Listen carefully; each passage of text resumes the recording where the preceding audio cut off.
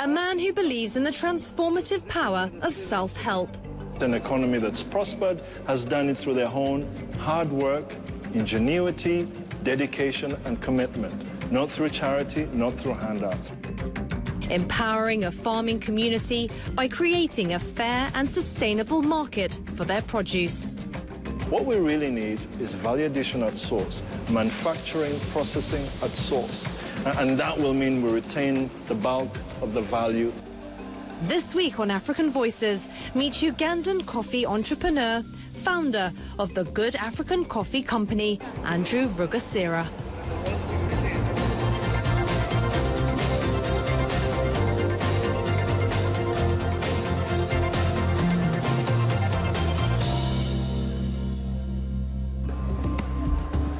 Trained as an economist, Andrew Rugasira initially started a marketing and events management company. But he had long nurtured a passion to use economics to transform society. All he needed was a good idea. That's when I began thinking about, agriculture and about getting into the business of producing products and putting them on the market. And how much did you actually know about agriculture, let alone the coffee industry? Not much. I learned as I went along. What I brought to Good African was a marketing understanding of branding, understanding of communication, understanding on how brands are built. And I thought that really would help, because if we were to create this coffee brand, we really needed to make sure that the branding aspects were really top-notch and could be put on international shelves. So I brought that to it. The rest I had to learn as I went along, and obviously hire good people who would be able to support me and support the vision of the company. Rugasira knew he could make a difference to his country folk. He devised a business model encouraging local coffee farmers to sell their beans to him at a fair price. He packages and markets the product, creates a sustainable trade framework, and shares the profits with the farmers. The process, though, has had challenges. I tell you what I was surprised when we went to work with the farmers.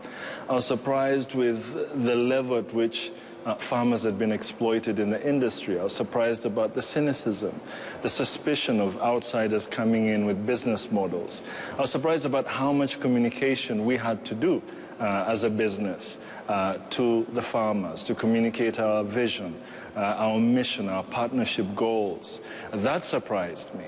The technical stuff you could learn. You could get people to support you. We could learn that. But I was surprised about some of the social, economic, structural constraints that are in the rural economy. But eventually, farm after farmer, village after village, we got through, and today we have thousands of farmers that we're proud to call our partners. Was it difficult signing or persuading your first farmer? Oh, yes.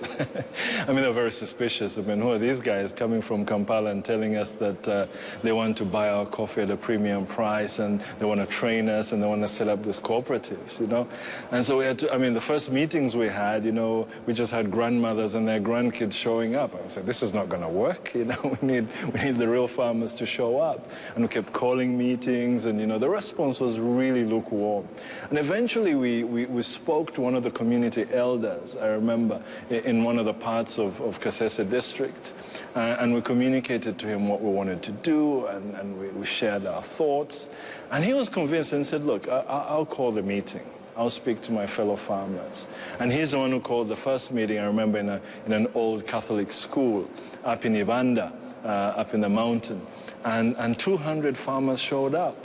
And that was the beginning, I think, when we clicked and we started making progress. So yes, we needed a community elder, a leader who was respected. And if he bought in, then it was easier to get through to the rest of the farmers.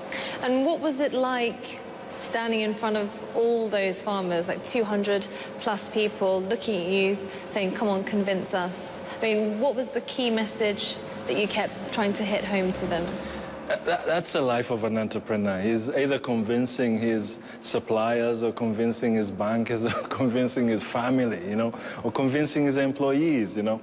So that wasn't the hard part. The hard part was saying, look, I think as Africans, we need to begin to look at ourselves as a solution to some of these problems of systemic poverty and the development. We have blessed soils. You guys have a commodity which is of great value.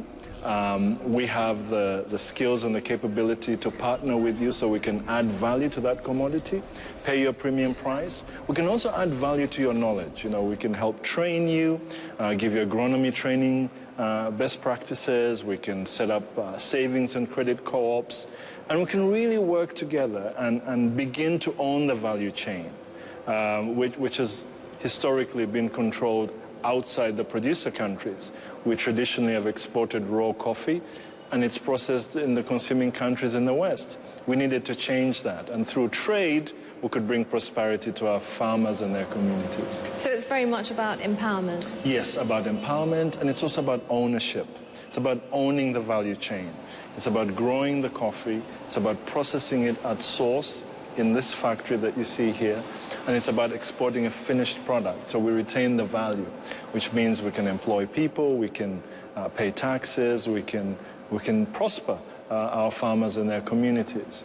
And that's the only sustainable way in which societies have prospered, by moving from low-value agriculture into high-value manufacturing industrialization.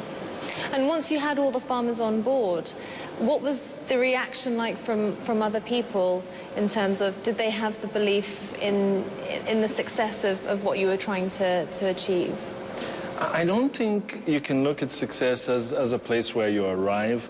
I think it's a constant journey. I know it sounds like a cliche, but it's a journey. You know, you convince one, you convince 10, 100, 1,000, and then that stops becoming the real challenge. The real challenge then becomes, how do I sustain that? The real challenge becomes, how do I scale up? That's where we are today. You know, how do we scale this so that we're not just here in the region and in the UK, but we're globally available, you know, and that takes capital, it takes skilled labor, it takes know-how, it takes different skills in the business that we have to grapple with. So the challenges shift from maybe the farming side into the commercial theater and into the capital that we need. So the challenges are still there, but it's great fun to be in a business that impacts the lives of people. That's a fantastic part of it, and that's what makes me want to come to work every day.